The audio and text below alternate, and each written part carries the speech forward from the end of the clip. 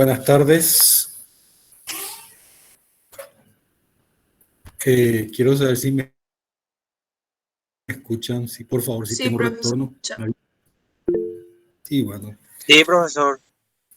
excelente. Bueno, me escuchan y me ven, ¿verdad? Porque no es que me tienen que escuchar, sino me tienen que ver también. Por lo menos ven mi proyección, ¿verdad?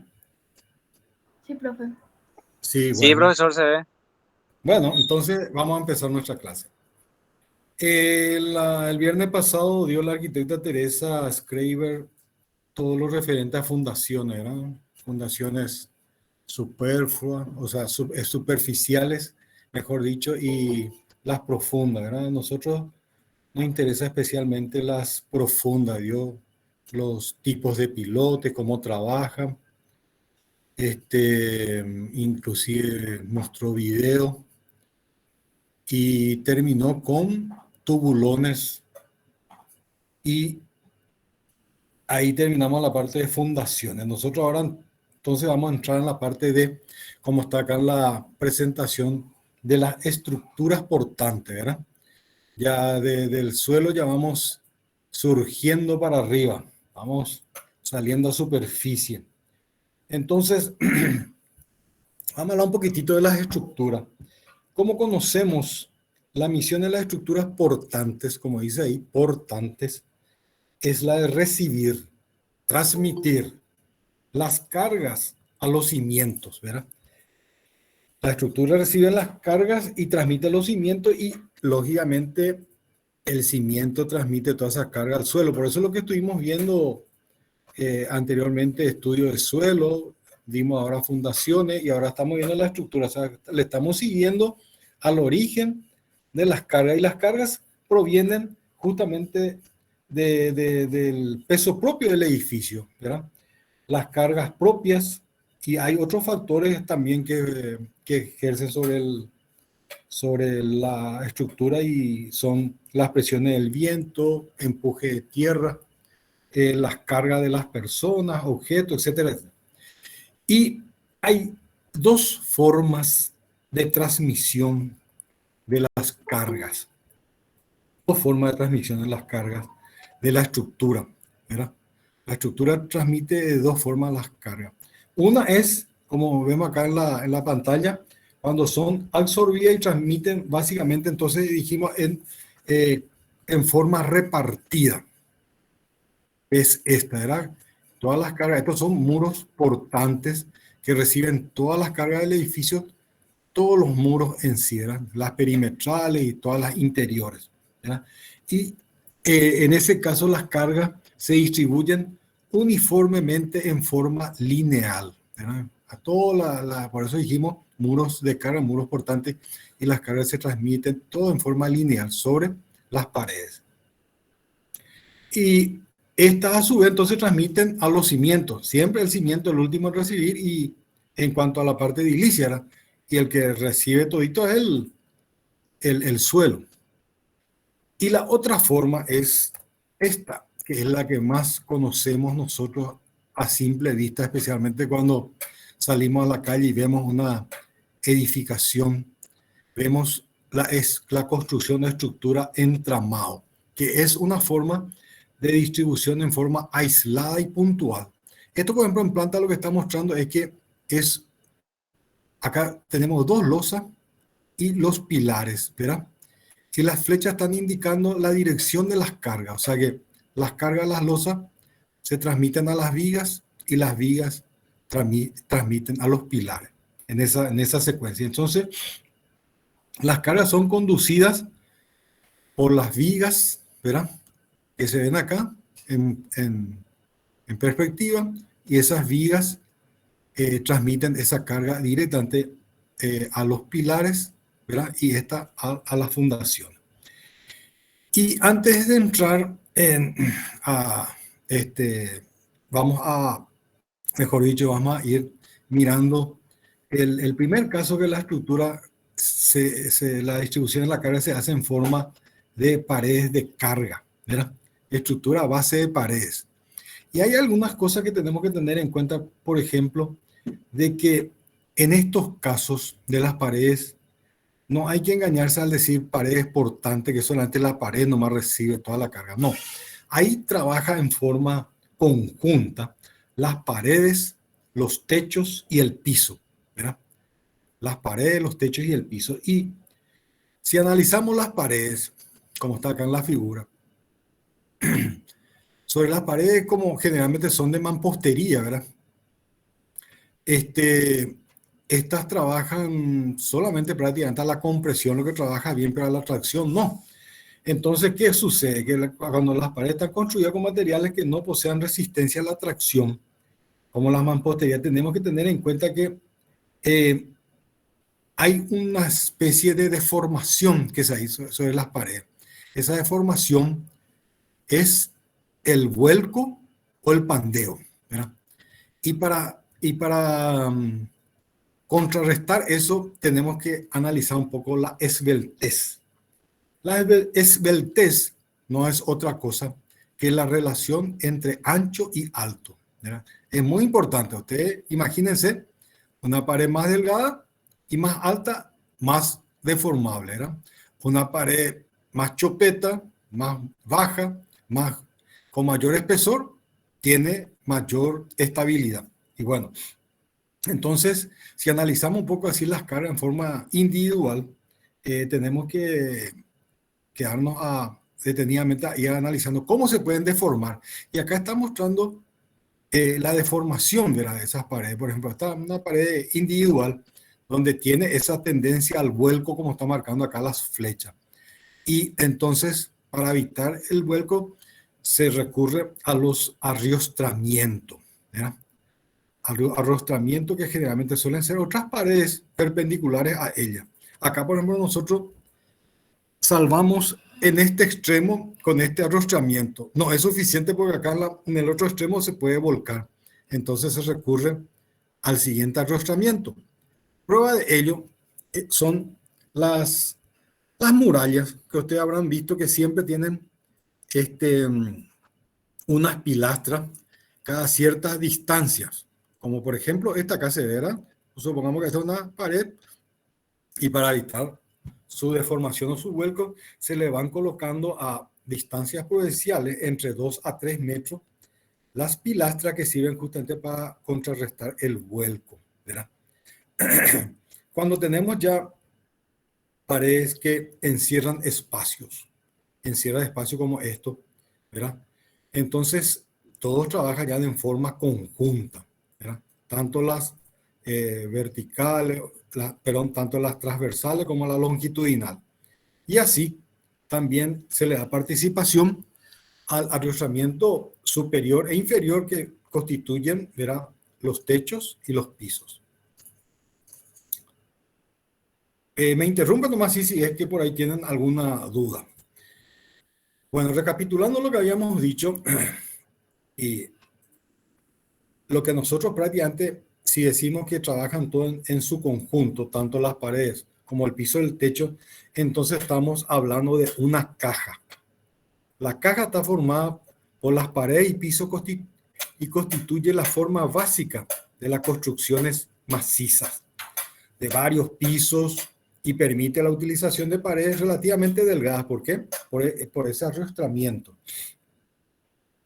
El anclaje o ligazón entre paredes y techos es muy importante para la cooperación estática, o sea, para evitar ese vuelco que habíamos visto en la figura.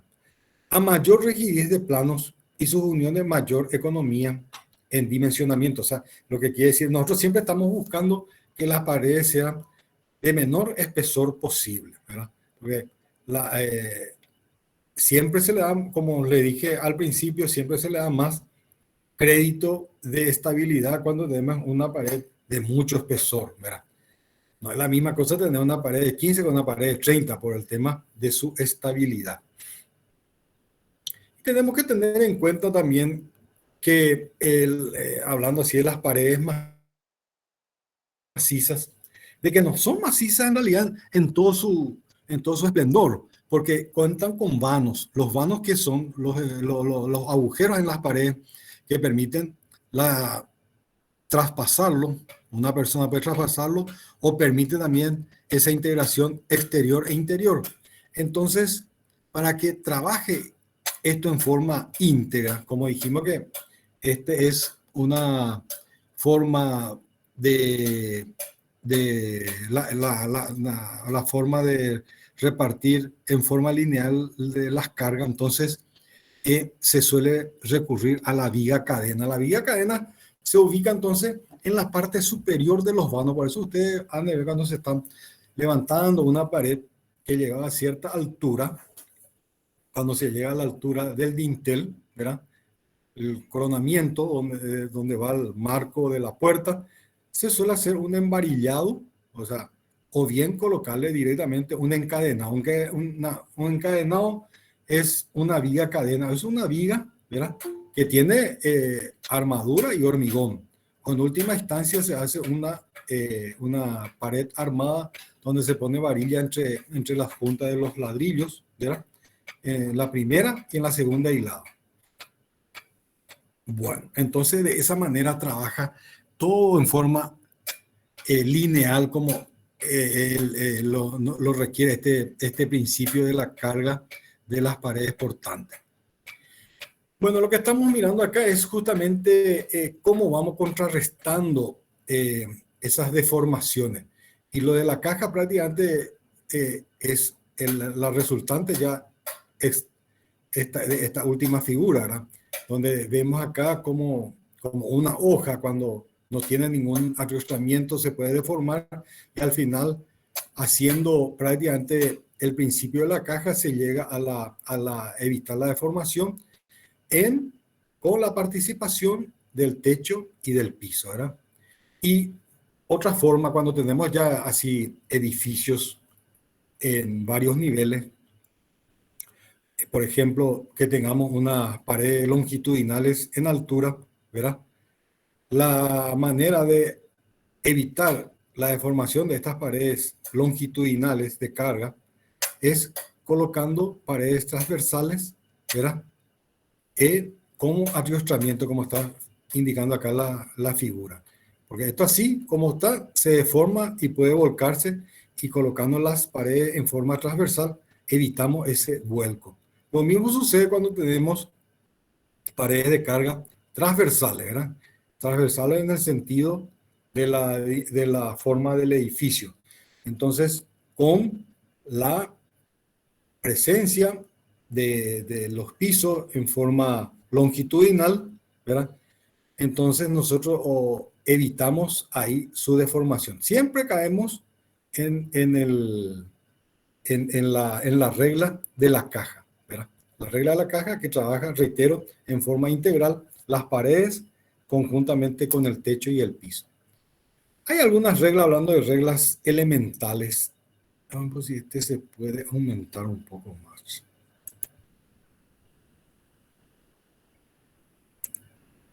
Ahí está. Hay algunas reglas, y ahí yo creo que van a ver ustedes mejor, para tener en cuenta nomás. Esta figura 1, por ejemplo, si yo tengo una pared de 3 metros más o menos de altura, con un espesor de 15 a 20, que es lo que se suele hacer, yo tengo que tener presente que si es una pared de carga, tengo que necesariamente colocar un adiestramiento a una distancia que sea igual o menor a los 4,50 metros. ¿Entendés? Cuando tengo este otro caso de una pared que ya tiene un poquitito más espesor, que ya vamos ya entre una pared de casi entre 20 y 30, lo que sea, ya tiene mayor espesor, y la altura puede ser igual todavía, puedo llegar entonces, como mi espesor aumentó, puedo llegar inclusive a la separación del adiestramiento a 6 metros, pero no tiene que pasar eso, ¿verdad? Y así sucesivamente. Cuando tengo una pared de una altura de 3,50 metros y una pared de 30, hasta puedo tener una distancia de adiestramiento de hasta 8 metros, ¿verdad? Esas son reglas, digamos, muy importantes tener en cuenta para evitar los vuelcos o el desmoronamiento, ¿verdad? Muy bien.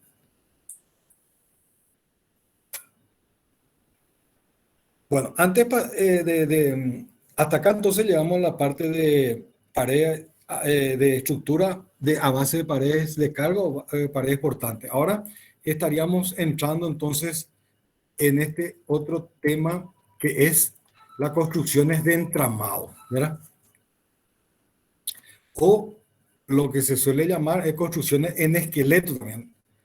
Y es importante tener en cuenta que acá, en este caso, como dijimos, que las paredes, o mejor dicho, que la estructura trabaja, que recibe toda la carga, las vigas, y las vigas transmiten los pilares, todo en forma puntual, acá ya no es lineal, acá ya son cargas puntuales, ahí está la diferencia.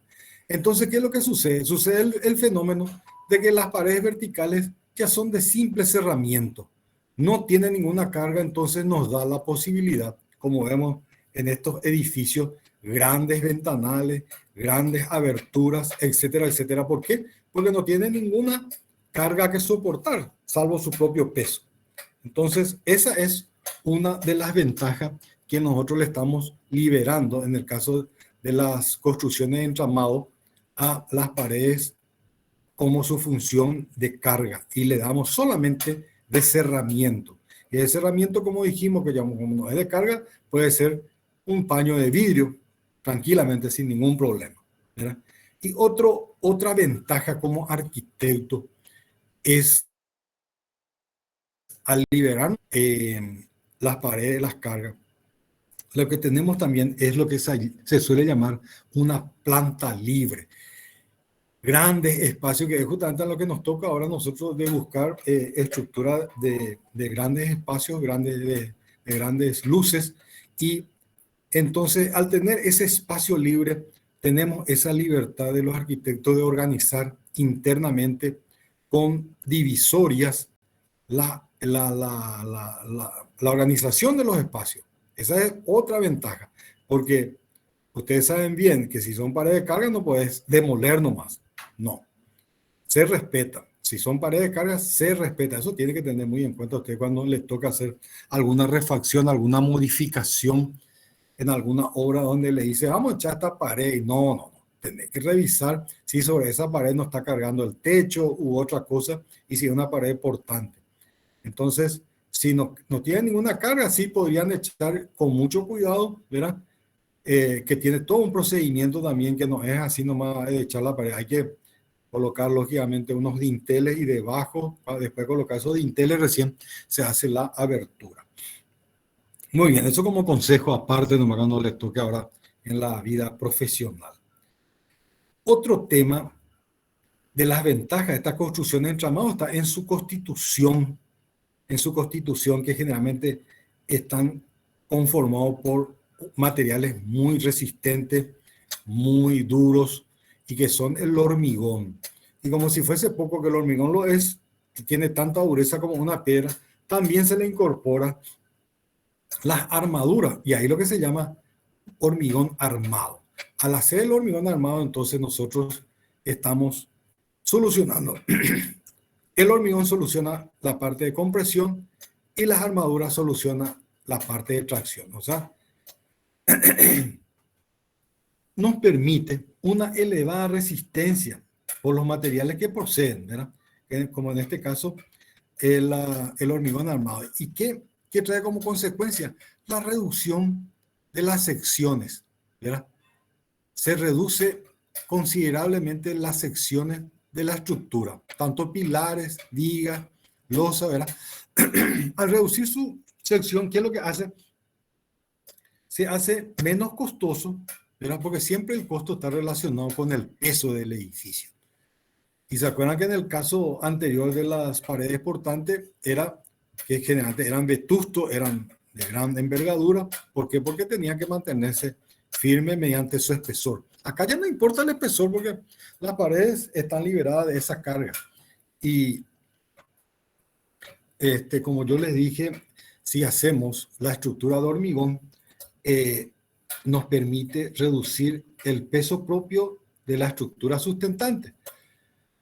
Además, otra cosa que a nosotros como arquitectos nos tiene, digamos, subyugado, nos tiene,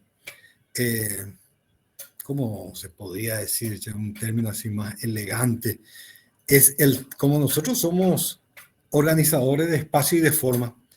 El hormigón armado nos permite dar muchas formas, de la forma más caprichosa.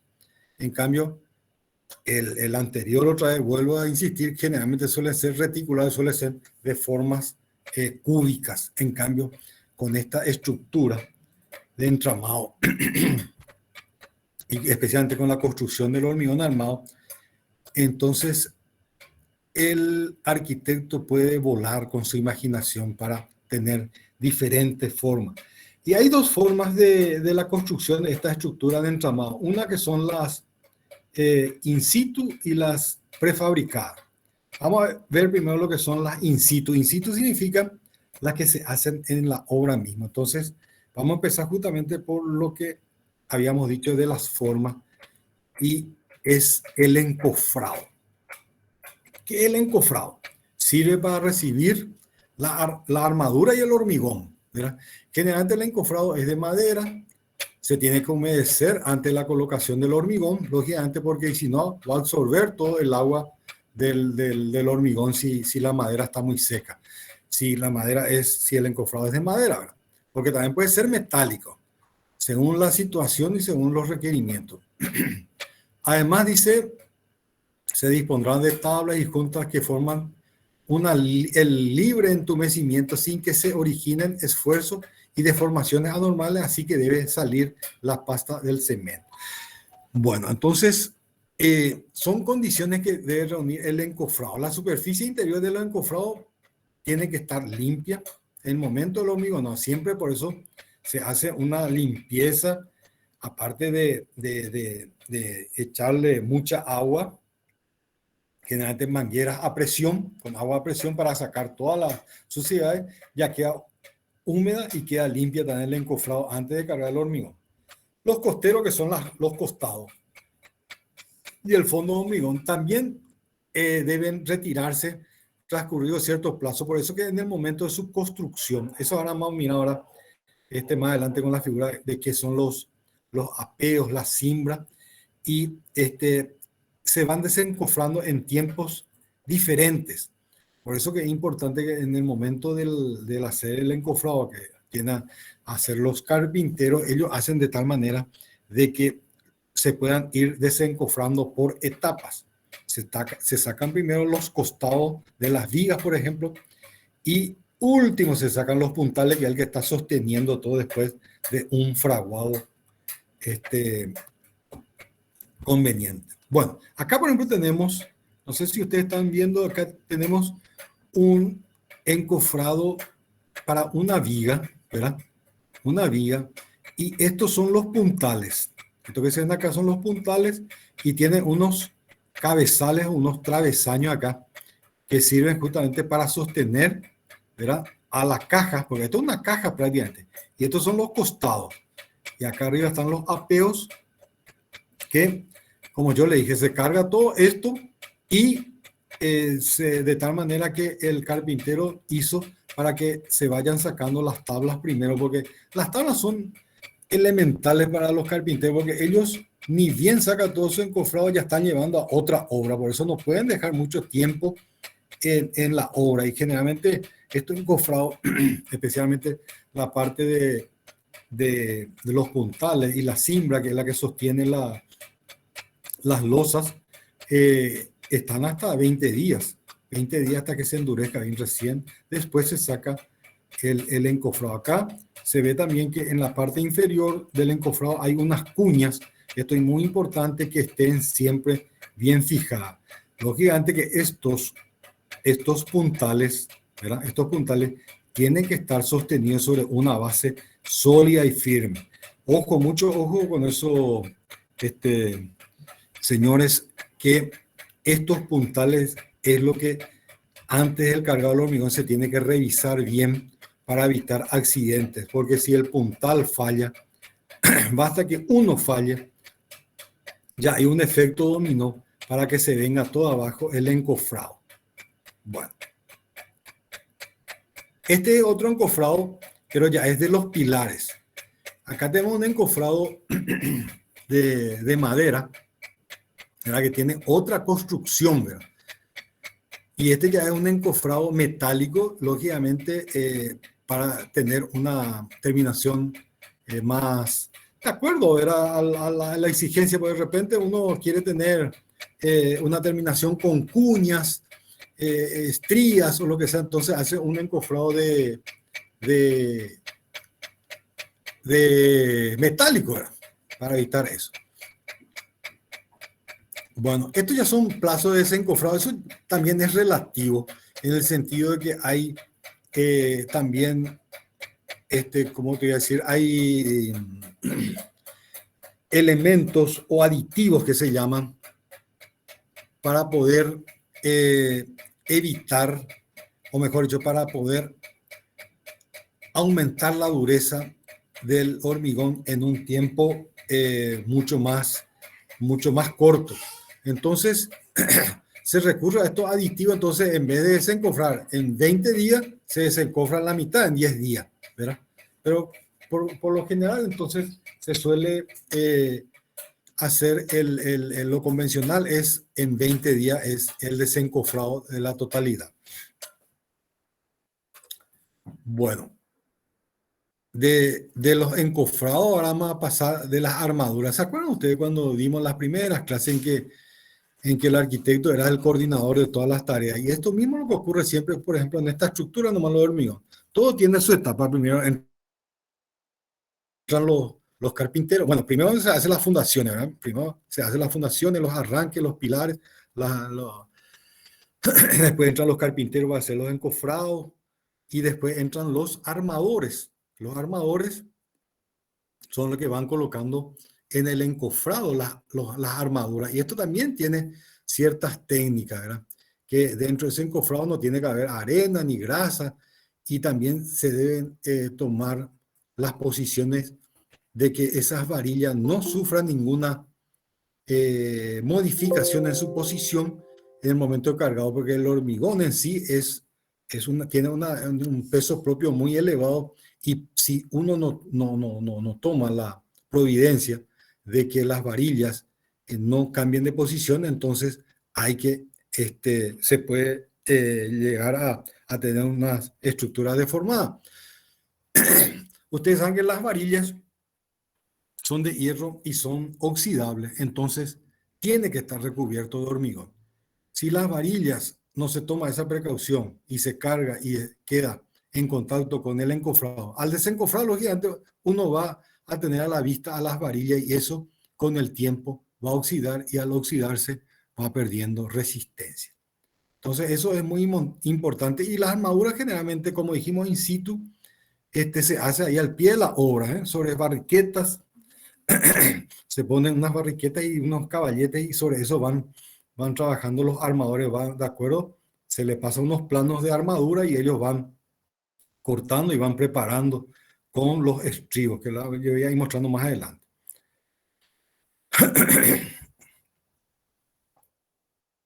Bueno, esto es, por ejemplo, la armadura de una viga, donde generalmente las armaduras de resistencia, que son las varillas, se encuentran en la parte inferior. ¿Por qué? Porque la viga trabaja en la parte inferior, trabaja la tracción. Hablando a usted, eso ya en física, en los primeros cursos, y por la deformación de la viga, esto tiende a estirarse y la armadura absorbe perfectamente la tracción, por eso que tiene menos varilla en la parte superior, que trabaja a la compresión. Y estas varillas que son de menor sección son los estribos, son las que le dan forma. Estribos se llama. Y es lo que le da forma, y también tiene un trabajo también, que es justamente el de anular los esfuerzos de corte. Acá ya se ve ya prácticamente una losa cortada, una losa ya toda armada, y unas armaduras, ¿verdad? Que, como se ve acá, trabaja en dos direcciones, ¿verdad? Acá